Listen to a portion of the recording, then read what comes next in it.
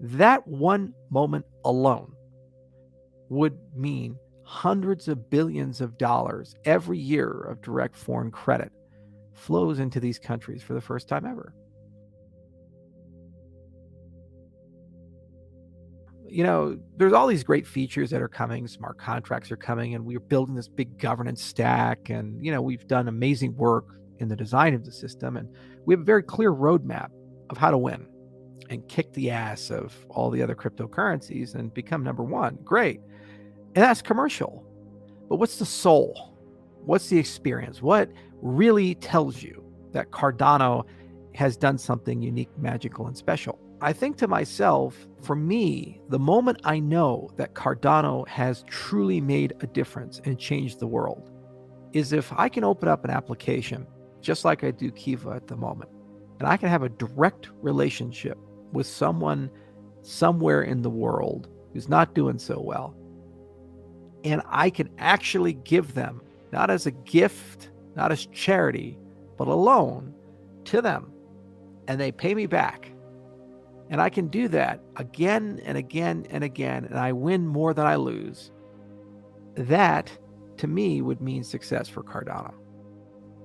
Why? Because so much has to happen for us to get to that moment. You have to build an identity system. We have to make sure that that metadata system is where it needs to go. There needs to be a proper payment system that can work in all places, including these areas with intermittent internet. With identity, you have to have reputation. You have to have social structures form. You have to be able to give them an asset in that jurisdiction they live that they can spend as if it was the local currency. So stable coins have to form.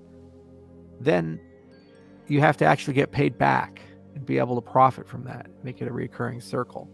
If that's possible, everything is possible. DEXs will be here, oracles will be here, economies will be run on this. And because the interest rates can be higher than what we see in the negative interest rate world and what we see in America, corporations will use this mechanism as a treasury management function, either directly or through structured financial products. What does that mean? That alone means we will witness one of the greatest wealth transfers in human history from the developed rich world to the developing not so rich world, because not of charity, but because it makes business common sense. If you're a CFO of an organization and you're looking at an asset that has a greater than 90% repayment rate, an asset that has sovereign guarantees or insurance behind it or people to offset risk and returns above 10% or 15%, why wouldn't you go and put 5% of your company's treasury in it, 10% of your company's treasury? That one moment alone would mean hundreds of billions of dollars every year of direct foreign credit flows into these countries for the first time ever. It creates Pan-African and transnational currencies that mean you no longer need central banks. It creates tons of micro businesses that are cash in and cash out. And to offset risk, markets form, insurance forms, all kinds of things form to trade these instruments for people to get liquidity as people pay back and build back. Then if we're willing to give a loan, why wouldn't we be willing to invest in a business? The micro IPO, ushered in by the security token, that is the logical next step once that's been established. The very same thing that gives a credit score, a credit rating to someone that enough to convince you to give them $100, $200, $300, would convince you that maybe you should be an angel investor in their business for $10,000, $15,000. And we can securitize it so individually it can be $20, $30. Why? Is it charity? No. The cost of running a business in Ethiopia is 10 to 50 times less than the cost of running a business in San Francisco. And it doesn't necessarily equate to 10 to 50 times less profit. That's the key. A whole new world opens up once this infrastructure is in place. So then we ask ourselves, how long on the horizon is this? As we open up Africa this year, next year, and the coming years, all of that infrastructure is being wired in.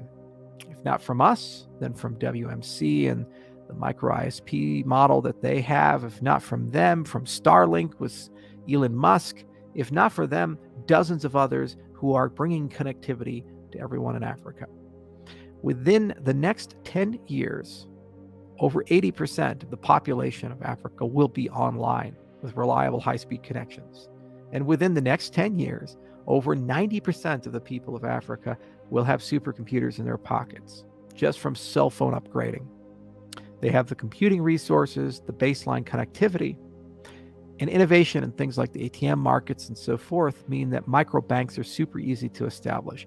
And what we're doing as an industry with stablecoins, those lessons, best practices, and ways of building things will fundamentally transform the whole notion of stablecoins and volatility to a point where very safe assets with a high degree of assurance not only form, but become global standards upon which people to use.